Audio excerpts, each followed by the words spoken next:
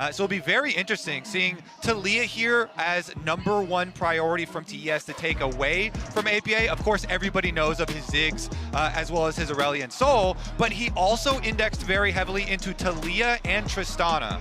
Yeah, it does feel like, though, it's basically take your pick, right? When you're looking at Team Liquid, they are heavily looking at Jackie Love. I wouldn't be surprised to see the Kalista ban, as you already heard, or take your Varus pick. ban, but yeah, it's the same thing. You're like, you have all these 80 carries, and you're like, Jackie, can you just not have any of them? And I do like the Varus ban, because I think if you give him something that has that much agency in mid lane, you're going to be under pressure, but Lucian, still up and available, is going to be an issue. Whereas, do we get an Azir or Aurelion Sol ban now from top to just completely punish it? Or the Kalista, like, are you going to give over the blue side first pick Kalista here? Because Team Liquid, like I said, their bottom lane also really happy to pick that one up. So they opt to fully target APA instead. Now it's probably going to be the Kalista. And I got to say, we talked about this before the series, right? I didn't think this was the approach that they're going to take, but they have opted to triple ban the 3 champions that APA is known for. They can't take away his ability to all chat. I expect an Azir now, because you banned away the Aurelion Soul, and that is APA's best answer into an Azir. And Cream's Azir was quite good. Yeah, and I think you take the Lucian as well, take the Azir. You set yourself up. It's kind of been the Ahri Azir game for Cream over the course of playoffs specifically, so I think you're going to be relatively happy, but they're actually just going to lock in the bottom lane. So maybe they are saying, hey, look, Cream, when you think back to what has been his traditional champion pool, looking back to OMG, it was a lot of these assassins, the Akalis, the Solaces, these kind of things. Maybe they say, look, you take the Azir, we could just go the Akali on the opposite side, and Cream feels way more comfortable on these picks, especially when he didn't have the best performances against the Fnatic the other day. Certainly the case, and I think that's a big question for Cream, not just in the context of this series, but in the context of the tournament, is what is his champion pool going to look like? We got some indication, but that is going to be the Tristana locked in. Mid lane is the assumption. I think 100%. If you're locking that in with Kalista, I don't think we're going to see the solo lane Kalistas, but there have been days. No, but it's definitely going to be APA. So you expect like the AP jungle to come out with it before the bans come in. If you get a Tristana and you don't get like Maokai with it, it can become rough. Is it an Ashe though? Do you just go, hey, look, we want to try and hyper go in onto the bottom side, but no, they're actually going to take the Maokai. But I think there is still options here for you to go for an Ashe and just say, hey, if we want to go for these aggressive 2v2s, we end up winning out level 1 to 3, we can get a ton of control there, get a quick back in, and try and just fight Jackie Love and Mako at their own game. What is the final pick going to be here from the side of TES? Obviously, you have the Maokai, not the strongest early game jungler. We have seen it in support, not my favorite position for it to play. Still mostly going to be in the jungle, but offers a lot of team fight utility, a lot of support. And here now, Cream, known for this. Obviously, assassins are what we want to see him playing, but in this meta, the Hui, one of the picks that he has been quite successful on. Yeah, this has been like his best control mage, in my opinion. The 7-1 record here for Cream on the Hui. It does have some pretty nice AoE scaling for your team fights. So we will see. I mean, their mid game's already looking pretty scary, obviously, with the Lucian Nami. Yeah, I think for the Hui, though, I want a champion that has setup for her. So I wouldn't be surprised to see them try and prioritize something like a Vi that has snuck its way through this entire draft, be banned away here by Team Liquid, to make sure that 1, TN doesn't have something that's a bit more comfortable for him, but 2, gives that setup for the Hui, because with the Nautilus and a Vi gone, the guaranteed point-and-click setup that Hui likes for these long-range QWs is kind of taken off the board. Interesting now as we enter the second ban phase that it's not the Vi that's taken away, it's the Viego. TN, of course, has had some solid performances on it. With this much upfront damage from a combo like Lucian and Nami, you know, it'd be pretty easy in the mid game to get those resets, but the Ashe taken away, not necessarily the, you know, definitely a powerful bot lane duo. So giving that respect over to Core JJ, especially by banning it away. All right, further focus on TN jungle pool here. Dagda, you mentioned a couple of the options there if they do ban out the Vi, which I assume they will. I mean, Vi has been so high priority as far as your single target lockdown. They're gonna ban the Xin instead for the dueling power though. Okay, Sejuani, if it is the lock-in, we assume we're going to get a melee pairing on the top side. Otherwise, there's no synergy on the side of TES with this Sejuani passive. Yeah, I know a lot of teams don't like the buy into the Maokai, but I think in this situation, you're relatively okay just because it gives you that setup for point-and-click from the Hui, the setup for the Lucian as well. But they decided to go for the Sejuani and just say, look, we want a frontline tank that can absorb. The ultimate's going to come through from the Maokai. You've got a lot of damage dealers that can follow up very quickly for on TL's side. And it feels like TL, they're just setting up wonderfully for this big team fighting composition that can spike so well off of 1 to 2 items with the champions that they picked up. All right, the swap away from the Rel into the Renata here to give them a little bit of counter engage possibilities as well. Now they have Renata ultimate very wide, as well as the Maokai ultimate. So if they pull it all together here for impact, he has to blind knowing that enemy has a Sejuani, so all those melee matchups are kind of scary. Do you take the Ornn? I feel like you still want like setup here and engage, because yes, you've got the Maokai and the Renata, but realistically you're outranged on top esports side, and you don't really have something that can be that guaranteed setup unless you're going to just send the Renata in with the Callista ultimate. So I would have liked to see an Ornn instead of the Cassante to try and set up for that, because I think top esports, they're going to be relatively happy with just playing at range with what they have available to them right now. I think the concern is if they do walk in something on the top side of Melee Champion, that combo, of course, notoriously lethal. Don't want to fall too far behind against 369. Impact, an absolute rock on the top side of the map, but no reason to give away advantages. The Urgot will be the option, so 0 synergy for the Sejuani, but obviously still an incredibly valuable tank pick. Also one of the picks that 369 brought out at the forefront in the playoffs to try and answer to the Rek'Sai, and now we're starting to see it creep up more and more. So definitely a comfort pick for him, and now we're going to see it go up against Impact. So it feels like at least you got lanes that are going to be looking to push in, try and get advantages for top esports, and then look to set up on objectives ahead of TL so they can use that range advantage. And Urgot both has nice scaling, and the matchup into the Cassante has gotten better and better with the Cassante nerfs that have come and the Urgot buffs that have come. So feels pretty confident there. All right, our first day of the group stage. Are you fellas ready? This is an exciting one. I'm ready. Is your heart ready, Kobe? That's my question. There's a lot at stake here for North America. We haven't seen Team Liquid play in over a month because it's been so long since the finals. So definitely excited to see what they look like. Of course, they went over to Korea for a boot camp first before coming here to Chengdu for MSI as well. So a lot of preparation has gone into this. And they do have the extra footage of the early top esports games that they played versus Fnatic. We'll see what they can do with it. We'll have to keep track. Top esports, the more variable of the two LPL representatives. We've seen high highs, we've seen low lows, dropping a game to Fnatic, of course, in the play-in stage a bit unexpectedly. See what level they're going to bring out today. But I think bot lane is going to be the story of today, assuming we get standard lanes. We'll keep an eye on the potential lane swaps coming in. Ready now to get into the game. First game of the series, top esports versus Team Liquid Honda. And it feels tense, boys. Correct me if I'm wrong, but I'm nervous. Oh, is that what you're feeling? I feel nervous, and neither of my regions are playing, Kobe. A little bit of tension never hurt anyone. Let's get into it. That man is gyroing for the people so they can gyro into top esports. Respect to that. Love to see that level of fandom, that passion. The same guy from MSI as well last year. He's not messing around. All right. Already getting some info super early on into this game. Seeing the Cassante on top side. And here comes the lane swap. They rotate up. Now, one of the reasons that you do this a lot of times with Lucian Nami is to get him a couple of early levels without having to, feel the brunt of the level 1, level 2 Renata Callista lane. Also, as we've seen highlighted already over the tournament, the Urgot does do quite well in the lane swaps, has pretty good scaling. I do think, though, that's why we'll start to see people hide more and more as we start to progress through the tournament, because giving away, Impact is on the top side, lets you then swap in and lets you know exactly who you're going to be matching into. So Jack Liv and Mako make that swap and make sure it's okay. Of course, though, in our featured matchup presented by Mercedes-Benz, the story of supports. Sadly, not going to be going face-to-face in lane for now, however. It also is going to be same side jungling. So that's another little variation here. We didn't get the jungle invade to take over on the other side. And as you can see, 369, the Urgot splash damage. Those shotgun knees really helping out with the clear here for TN. So 369 slingshotting TN ahead in the jungle clear.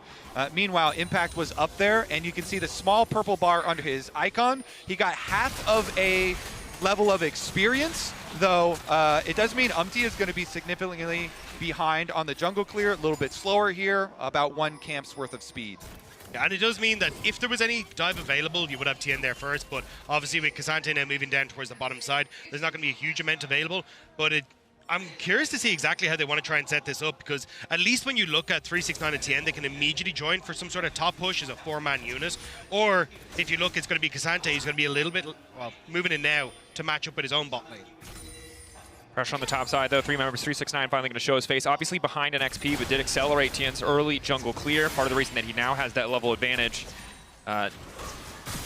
No extra resistances on the bottom side plates, so expect those to be torn through pretty quickly by the side of TL. And honestly, it's not really gonna end up mattering for Umpty unless this Sejuani like gets some crazy insane gank and blows the flash of APA off. Oh, he jumped in! Going forward, Cream, another jump back. They get the full stacks in the bomb, so could just jump right back out. As I'm saying it, I'm like, unless something crazy happens, like Tristana's gonna be real safe, right? But jumps in, get chunked out. Mako stops his back.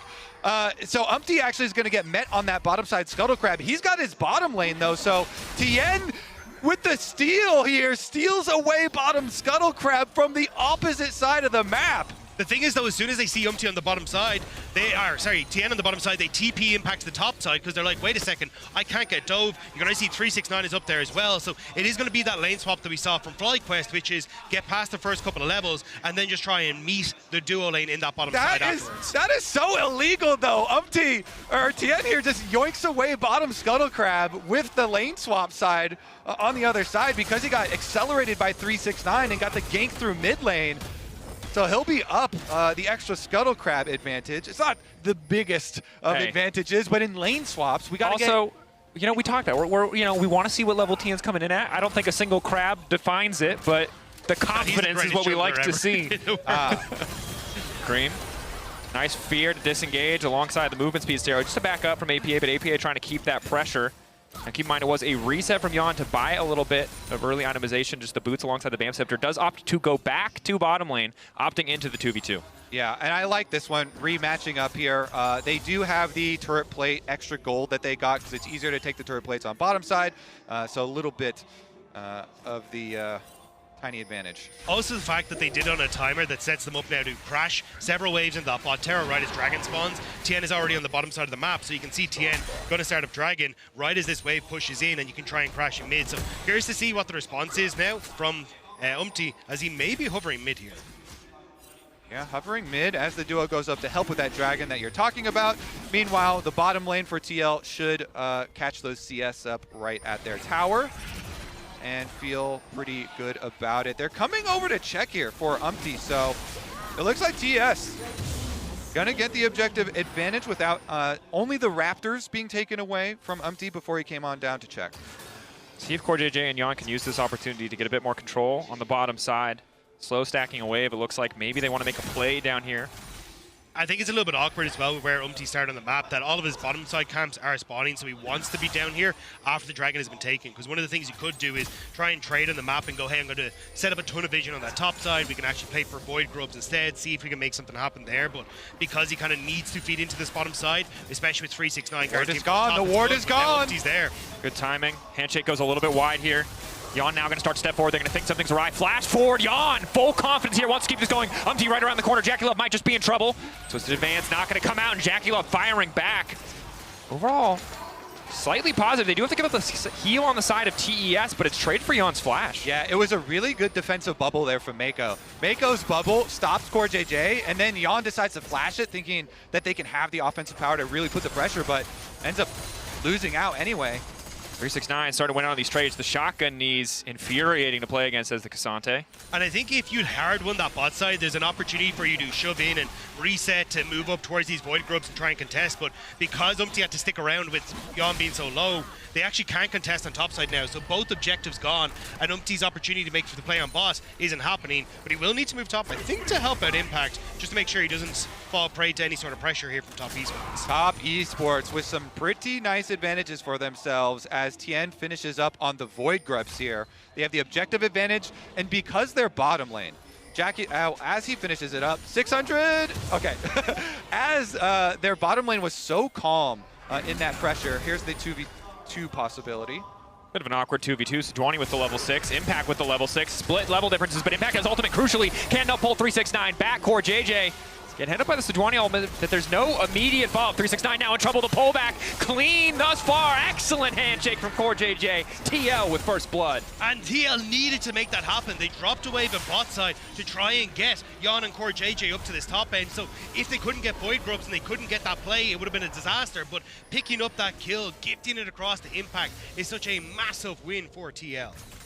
Overall, a bit of a tricky early game, but the kill gives a little bit of hope back. Obviously, TES still with the 2 objectives, 3 grubs to their name, as well as the Drake.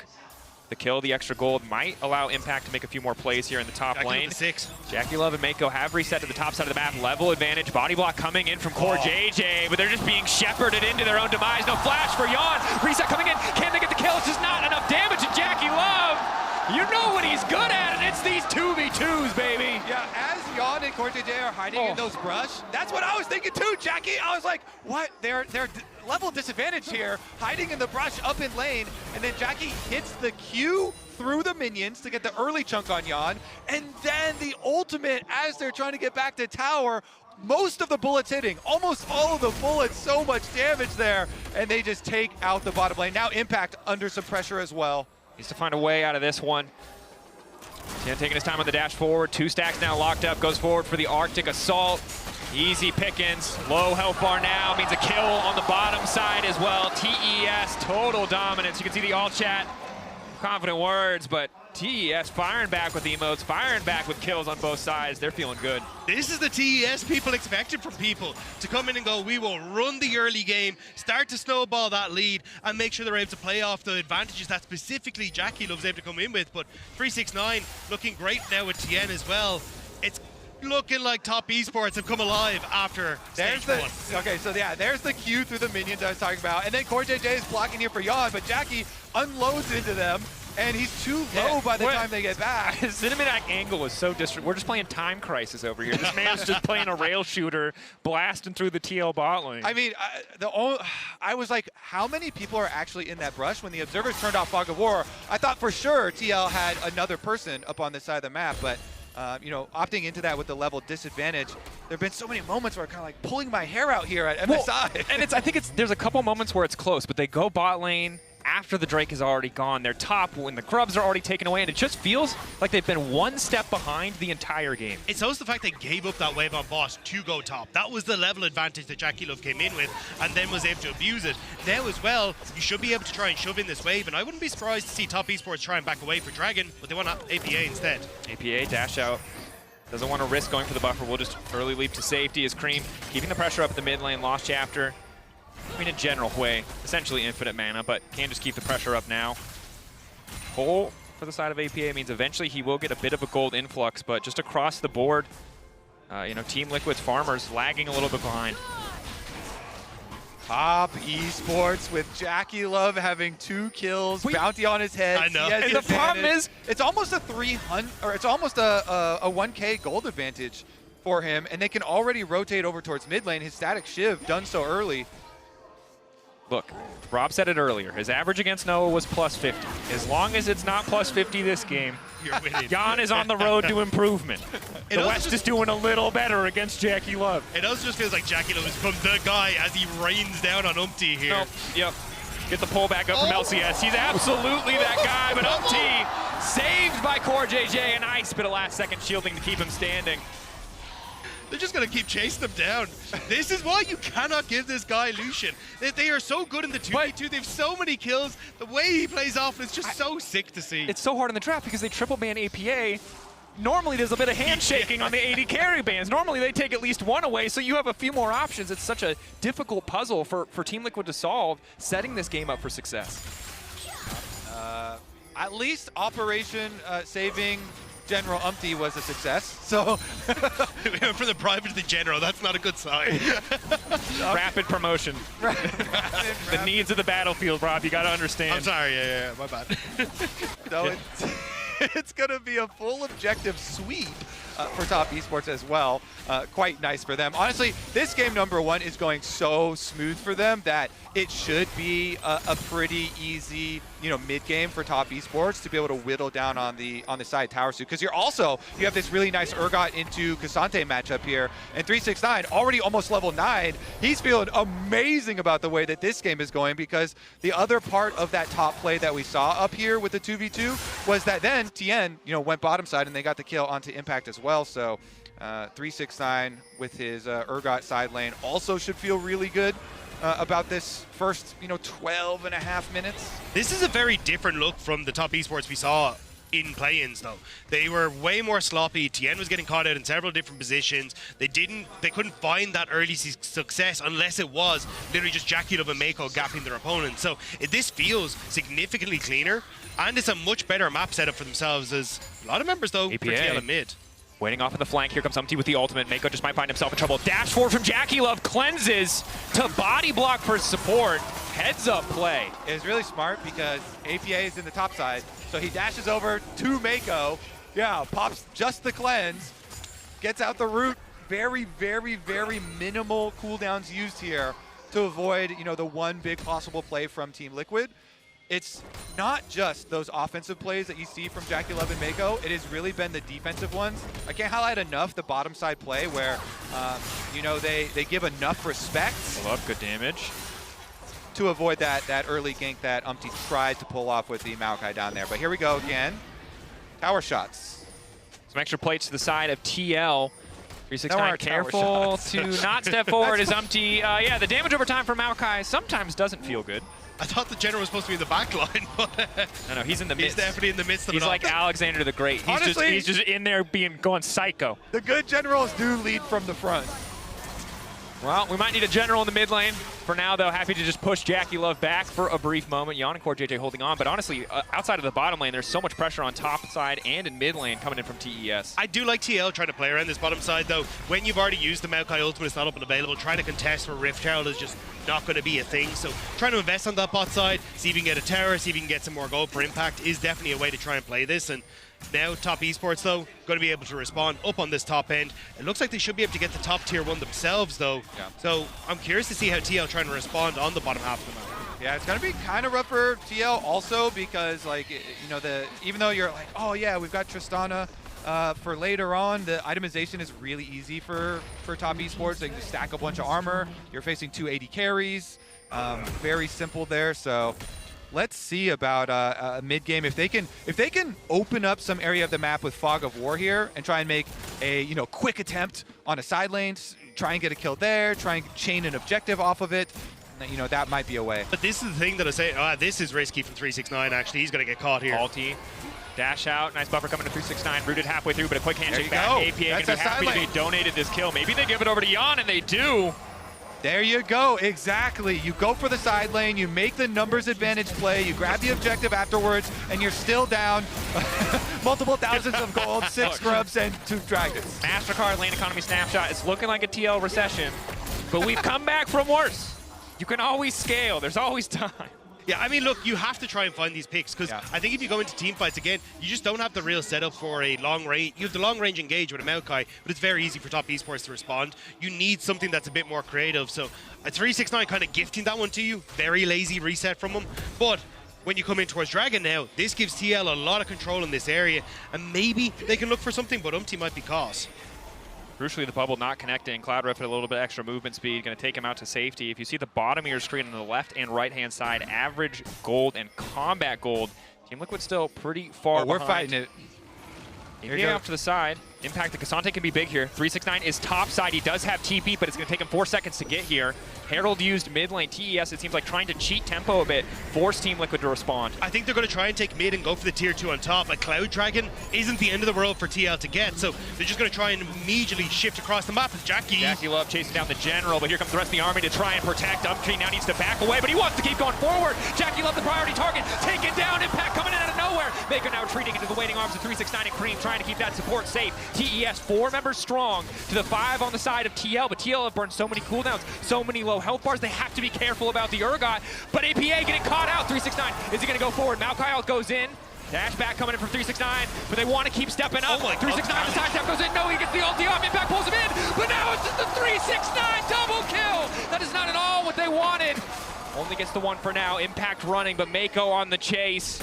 Impact will just have to give his life, try to cut the wave, get anything else that he can. TES on the backside of the fight, finding 2. It started off so well for Team Liquid, and I was about to say Top Esports is struggling against Renatas. Seems to be a theme that's coming through, but unfortunately for them, just the outplay in the moment from Top Esports in the 4v5 was just too clean. Yeah, still having Cream up there on the way. Big AoE damage came through from him. And then as they're charging through it, they're softened up for the Urgot here. Let's take another look though. Jackie trying to get as much damage as he can, and it's right into Core JJ. Really nice handshake from Core JJ, gives them the opportunity to take down that super fed Lucian. That's the point you're talking about, Dagda, where it does look good for Team Liquid with the kill onto the Lucian here. Then they're trying to force their way back through, and the bubble hitting from Mako is the start of it all. Maokai ultimate comes out, and they want to focus the closest target, but Quay combo onto most of the team, and then Urgot, even though you got ulted away, he's already got the ultimate execution there and chased down the other one. And you can see here, you highlighted it so beautifully, Kobe, and now team fight damage showing it as well. Cream just free to do whatever he wants. There's so much focus on JackeyLove. The Hui is just going through rotation after rotation of ability and might be able to do so again. His impact has been caught out. Unstoppable for a brief moment. Spiraling Despair. Not going to have much effect, not low enough for the Severing Bolt to finish, so TL will walk away, but with some blinking health bars. Yeah, top esports are just trying to bully their way in here. They can see JackeyLove's in mid, so it is going to be him isolated from the team, and that's why TL are cooking. Handshake onto the jungler. Maokai ult to zone away the rest of the team. Core JJ holding on to his ulti cooldown. Will try to use it now to lock up Cream, but there's no immediate follow, but it's JackeyLove on the flank. The assassin Lucian trying to 2v1 Yon and Core JJ at the same time. APA taking down Tien. Impact off to the side, trying to isolate a single member. 369 already has the ulti down, though he finds the first kill. Impact waiting off to the side of the fight, but JackeyLove, Mako, and 369 stand strong and keep the pressure in their favor in the river. Impact once again caught behind enemy lines. Tries to get a bit more damage down, all out about to fade away. He's not gonna be able to get over those walls. He will just drop an extended death to be certain, a delayed respawn timer, and Cream gonna grab the kill. They're getting scrappy with it. TL, they are definitely known for just trying to fight their way out of a lot of these situations. Even if you have a bad early game, you know, you got to keep making those looks. And they're trying to separate the fight, you know, to open up some isolated members there. But top, too good. 3 dragons to their name as well does put that timer. Only 3 minutes away from Dragon Soul arriving here. So already cleaning up the top and mid lane outer turrets for top esports should make it easy for them to move all their resources down to the bottom side of the map, prep for that dragon arrival. Wait, what? Whoa, we're gonna rush into Baron here. It's desperation, but it's on vision. They're gonna back off. They see the ward. They know that they've been spotted out. They can't really afford to stick around. They'll take too much damage. They're trying to catch Cream, who had shoved out top. They TP'd APA in, and we're like, look, Cream has to reset. Maybe we can catch them off guard, but with the vision there, they're able to catch them out. And it's a bit unfortunate because, as you say, Kobe, they're trying to separate out these fights as TL, but JackeyLove's just a one-man army at this stage. He took 3 members out of the fight to try and deal with in that last one, so you need to find some way to deal with this Lucian, and unfortunately, TL, they just haven't found that answer yet. And APA, timing has to be good here. We'll dash out a little bit early just to try to make sure that he can get the dash. Nice follow-up. Gets the reset on the rocket. Obviously can dash again. Good side step, but there's too many resources on the side of TES. APA taken down. TES with priority access to the top side and even the Baron. they could immediately turn back over to him. Oh my god, the damage! That is the power of Lucian. Pull back from Yon is good. Fate's called to keep Core JJ safe, but he'll need to get the hell out. You can say that again. They need to get out of their own jungle now. Baron is up, but top esports, they can easily just push and get some secondary towers here. You see Cream already taking care of top side secondary, and the rest of the team gonna push on mid. TP needed to try and protect on that top side, so at least they'll be able to hold on to that. I think they should be back out onto the map to protect this one as well. Umti goes in, tries to clear the wave. Good bit of damage, has to flash out to make sure the follow-up CC from the permafrost on Tien does not connect. But they're not going to start the Baron, at least. TL will clear the wave. They are still quite far behind, but we'll get another chance to find a fight in their favor. Yeah, with this gold lead, you're hitting some 2-item power spikes on a lot of TES members here. 369 picks up Hysteric's Gauge and on top of the Black Cleaver. Now we get the completion for Tien as well. He's got the attack speed slow from the Frozen Heart. Even though they increased the price of this item, it's still the go-to item versus double AD carry teams. It's like you're almost pre-countered now already. At least the saving grace is that Yon has picked up 2 items. He's actually managed to get a ton of gold outside of the laning phase, so potentially you could try and lean on this Kalista, but it is a long shot with, again, the range that top esport has. And I think the struggle very often with double AD carry compositions is that if you fall behind, you have multiple champions who really need 2 or 3 items to reliably have that sustained damage output, because if you burn all your cooldowns to kill JackeyLove, you're not really going to have enough left in the tank to kill Cream, to kill 369, who are also incredibly terrifying at this point in the game. 2.4k gold lead for 369. He's not even here. They don't even need him. Umti now trying to dash out to safety. Heads up play to use the minion, but the calling is there. The bailout will not save him. Cream on a killing spree. TES, so much pressure in the mid lane. All right, they're going to keep that pressure up, it looks like. Push one more wave here. The Dragon Soul is kind of theirs for the taking. See, there's not really a route for TL. I mean, they've got no smite. They don't even have, like, great skill shots to throw over the back for, like, a Hail Mary. Oh, God. Jackie Love isn't getting weaker. That much is certain. It's the willingness to just pull the trigger every time for top esports. It's, hey, play out a little bit of vision, make sure they're able to just set up for a Sejuani ult over the wall, play around Jackie Love's damage. And yes, you can try and take back some vision on this top side, but because it was Umti that died, it's not even like you can threaten a Baron in this case. You just lose out on Soul, and then top esports get to come back out on the map, rinse and repeat, and try and finally take down these tier 2 towers. Yeah, honestly, this game has been complete domination from the side of top esports. From the very beginning, you know, grabbing every single neutral objective, not letting TL get much in the way, back in the way of this game. And it only gets harder, right? The Cloud Soul, when you have the Lucian with this culling that has single-handedly been doing so much work for the team overall. Mako almost finding a lot of these individual picks, that individual movement speed buff going to be big. And now the Lord Dominix too, just to make sure that Impact and Umti are not too tanky in the fights to come. Yeah, I want to put a lot of praise onto Cream as well, you know, for the Hui that he did pick up. 7-1 is his all-time record currently on it. He's looking to improve on that now as well with the Hui, and they have a pretty easy time of trying to set up their Baron vision here. Looks like, I mean, you'd rather have Tien go in here head first. There you go. As long as you have the Sejuani here face checking. Purely stacked up armor here. We already mentioned the Frozen Heart attack speed aura as well. So they can kind of face check at ease. TL gonna yoink away their blue though. You have APA showing on bot side, so top esports are just going to rush the base. They know they have the advantage, and Cream can TP in if needed. Continued pings on the bottom side. APA wants to keep the pressure up, hoping the rest of his team can hold the line here. Not much of a wave for TES to play with. They're going to go Baron. They're going to try and force the TP out from APA. Cream teleported in, but actually no, they're just going to go for top side instead, so maybe just looking to crack open the base instead. This could be a Baron angle if they wanted to. TP response though. Just to cover. Doesn't look like APA will be able to get the objective. Bounty, 369 now on the bottom side of the map with no TP of his own, and that's the go signal for the side of TL.